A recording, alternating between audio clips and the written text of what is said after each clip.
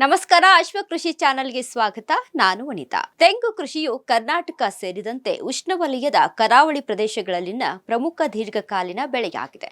ಕಲ್ಪವೃಕ್ಷವೆಂದು ಕರೆಯಲ್ಪಡುವ ತೆಂಗು ಸರಿಯಾದ ಹವಾಮಾನ, ನೀರಾವರಿ ಮತ್ತು ಪೋಷಣೆ ಅದರ ಜೊತೆಗೆ 4 ರಿಂದ 5 ವರ್ಷಗಳಲ್ಲಿ ಇಳುವರಿ ನೀಡಲು ಪ್ರಾರಂಭಿಸುತ್ತದೆ. ಇದು ಹೆಚ್ಚಿನ ತೇವಾಂಶ ಮತ್ತು ಬಿಸಿಲು ಇಷ್ಟಪಡುತ್ತದೆ. ತೆಂಗಿನಕಾಯಿಯನ್ನ ಅತಿ ಹೆಚ್ಚು ಉತ್ಪಾದಿಸುವ ದೇಶ ಭಾರತ. ಆಹಾರ ಸಂಸ್ಕರಣಾ ಘಟಕಗಳಲ್ಲಿ ತೆಂಗಿನಕಾಯಿಯಿಂದ ಅನೇಕ ಆಹಾರ ಉತ್ಪನ್ನಗಳನ್ನು, ಸೌಂದರ್ಯವರ್ಧಕಗಳು, ತೆಂಗಿನ ಎಣ್ಣೆ ಮತ್ತು ತೆಂಗಿನ ನೀರು ಹೆಚ್ಚಿನ ಬೇಡಿಕೆಯಲ್ಲಿವೆ. ತೆಂಗಿನಕಾಯಿಯನ್ನ ಕೇವಲ ಆಹಾರ ಮತ್ತು ಪಾನೀಯಕ್ಕಾಗಿ ಬಳಸಲಾಗುವುದಿಲ್ಲ, ಅದನ್ನ ಪೂಜೆಯಲ್ಲಿಯೂ ಬಳಸಲಾಗುತ್ತದೆ. ತೆಂಗಿನ ನೀರಿನಿಂದ ಹಿಡಿದು ಅದರ ಕಚ್ಚಾ ರೂಪದವರೆಗೂ ಎಲ್ಲವನ್ನ ಕೂಡ ಬಳಸಲಾಗುತ್ತದೆ. ತೆಂಗಿನ ನೀರನ್ನ ಅಮೃತ ಪಾನೀಯ ಎಂದು ಕರೆಯಲಾಗುತ್ತದೆ. ಅದರ ಸದ್ಗುಣಗಳು ಮತ್ತು ಪೌಷ್ಟಿಕಾಂಶದ ಮೌಲ್ಯದಿಂದಾಗಿ ಈ ಪಾನೀಯವು ಆರೋಗ್ಯವಂತ ವ್ಯಕ್ತಿಯಿಂದ ಗಂಭೀರವಾಗಿ ಅನಾರೋಗ್ಯದ ವ್ಯಕ್ತಿಯವರೆಗೂ ಎಲ್ಲರಿಗೂ ಪ್ರಕೃತಿಯ ವರದಾನವಾಗಿದೆ. ಹಾಗಾಗಿಯೇ ಎಲ್ಲಾ ಕಡೆ ತೆಂಗಿನಕಾಯಿಗೆ ಬೇಡಿಕೆ ಹೆಚ್ಚಿದೆ. ಇದನ್ನ ಬೆಳೆಸುವುದರಿಂದ ನೀವು ಮಾತ್ರವಲ್ಲದೆ ನಿಮ್ಮ ಮಕ್ಕಳು ಸಹಿತ ಶ್ರೀಮಂತರಾಗುತ್ತಾರೆ. ತೆಂಗಿನಕಾಯಿಯಿಂದ ಮಾಡಿದ ರಸಗೊಬ್ಬರವನ್ನ ನಗರ ಕೃಷಿ ಮತ್ತು ಹಣ್ಣಿನ ತೋಟಗಳಲ್ಲಿ ಬಳಸಲಾಗುತ್ತದೆ. ಸಾಂಪ್ರದಾಯಿಕ ಬೆಳೆಗಳಿಗೆ ಹೋಲಿಸಿದ್ರೆ ತೆಂಗು ಬೆಳೆಯುವ ಮೂಲಕ ರೈತರು ಸುಮಾರು 80 ವರ್ಷಗಳವರೆಗೆ ಕೋಟ್ಯಾಂತರ ರೂಪಾಯಿ ಗಳಿಸಬಹುದು. ತೆಂಗಿನ ಸಸ್ಯವನ್ನ ಉಷ್ಣವಲಯದ ಮತ್ತು ಉಪ ಉಷ್ಣವಲಯದ ಹವಾಮಾನವನ್ನ ಹೊಂದಿದೆ. ಆದ್ದರಿಂದ ಕೃಷಿಗೆ ಆರ್ದ್ರ ವಾತಾವರಣದ ಅಗತ್ಯವಿರುತ್ತದೆ. ಇದಕ್ಕೆ ಕನಿಷ್ಠ 60% ಆರ್ದ್ರತೆಯೊಂದಿಗೆ ಗಾಳಿಯ ಅಗತ್ಯವಿದೆ. ತೆಂಗು ಬಿಸಿ ವಾತಾವರಣದಲ್ಲಿ ಚೆನ್ನಾಗಿ ಹಣ್ಣಾಗುತ್ತವೆ. ತೆಂಗಿನ ಮರಗಳು ಚೆನ್ನಾಗಿ ಬೆಳೆಯಲು ಸಾಮಾನ್ಯ ತಾಪಮಾನದ ಅಗತ್ಯವಿದೆ. ತೆಂಗಿನ ಗಿಡಗಳು ಗರಿಷ್ಠ 40 ಡಿಗ್ರಿ ಮತ್ತು ಕನಿಷ್ಠ 10 ಡಿಗ್ರಿ ತಾಪಮಾನವನ್ನ ಸಹಿಸಿಕೊಳ್ಳಬಲ್ಲವು.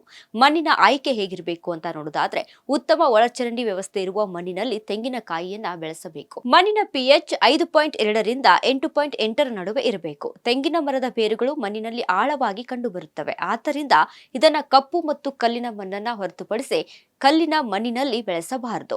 ಮರಳು ಮಿಶ್ರಿತ ಲೋಮ ಮಣ್ಣನ್ನ ತೆಂಗಿನ ಕೃಷಿಗೆ ಉತ್ತಮವೆಂದು ಪರಿಗಣಿಸಲಾಗಿದೆ.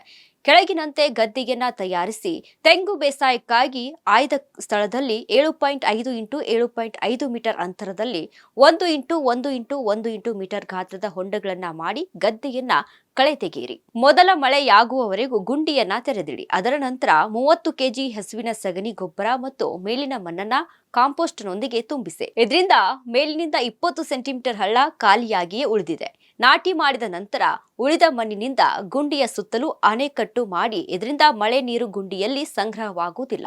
ನಾಟಿಯ ವಿಧಾನ: ತೆಂಗಿನ ಗಿಡಗಳನ್ನ ಮೊಳಕೆಯಾಗಿ ಕಸಿ ಮಾಡಲಾಗುತ್ತದೆ. ಜೂನ್ನಲ್ಲಿ ಸಸ್ಯಗಳನ್ನ ನೆಡಬೇಕು, ಆದರೆ ಮಳೆಗಾಲದಲ್ಲಿ ಅಲ್ಲ. ನಾಟಿ ಮಾಡುವ ಮೊದಲು ಹೊಲದಲ್ಲಿ ಬಿಳಿ ಇರುವೆಗಳ ಬಾಧೆ ಕಂಡು ಬಂದಲ್ಲಿ 5 ಗ್ರಾಂ ಸೆವಿಡೋಲ್ 8 ಗ್ರಾಂ ಹಾಕಿ ನಾಟಿ ಮಾಡಬೇಕು. ಆನಂತರ ಗದ್ದೆಯಲ್ಲಿ ಸಿದ್ಧಪಡಿಸಿದ ಗುಂಡಿಗಳಲ್ಲಿ ಗುದ್ದಲಿಯಿಂದ ಸಣ್ಣ ರಂಧ್ರ ಮಾಡಿ ನಂತರ ಗುಂಡಿಯಲ್ಲಿ ಗಿಡಗಳನ್ನ ನೆಡಬೇಕು. ಈಗ ಗಿಡಗಳನ್ನ ನೆಟ್ಟ ನಂತರ ಗುಂಡಿಯಿಂದ ತೆಗೆದ ಮಣ್ಣಿನಿಂದ ಮುಚ್ಚಬೇಕು. ಜೂನ್ ಮತ್ತು ಸೆಪ್ಟೆಂಬರ್ ನಡುವೆ ಗಿಡಗಳನ್ನ ನೆಡಬೇಕಾಗುತ್ತೆ. ತಳಿಗಳನ್ನ ನೋಡೋದಾದ್ರೆ ಎತ್ತರದ ತಳಿಗಳು, ಕುಳ್ಳ ತಳಿಗಳು ಮತ್ತು ಹೈಬ್ರಿಡ್ ತಳಿಗಳು ಲಭ್ಯವಿದೆ. ನಾಟಿಯ ವಿಧಾನ: ಅಂತರ ಸಾಧಾರಣವಾಗಿ 7.5 × 7.5 ಮೀಟರ್ ಅಥವಾ 9 × 9 ಮೀಟರ್ ಅಂತರದಲ್ಲಿ ನಾಟಿ ಮಾಡಬಹುದು. ಇನ್ನು ಗುಂಡಿಯನ್ನ 1 × 1 × 1 ಮೀಟರ್ ಅಳತೆಯ ಗುಂಡಿಗಳನ್ನ ತೆಗೆದು ಮೇಲ್ಮಣ್ಣು ಮತ್ತು ಗೊಬ್ಬರದ ಮಿಶ್ರಣದಿಂದ ತುಂಬಬೇಕಾಗುತ್ತೆ.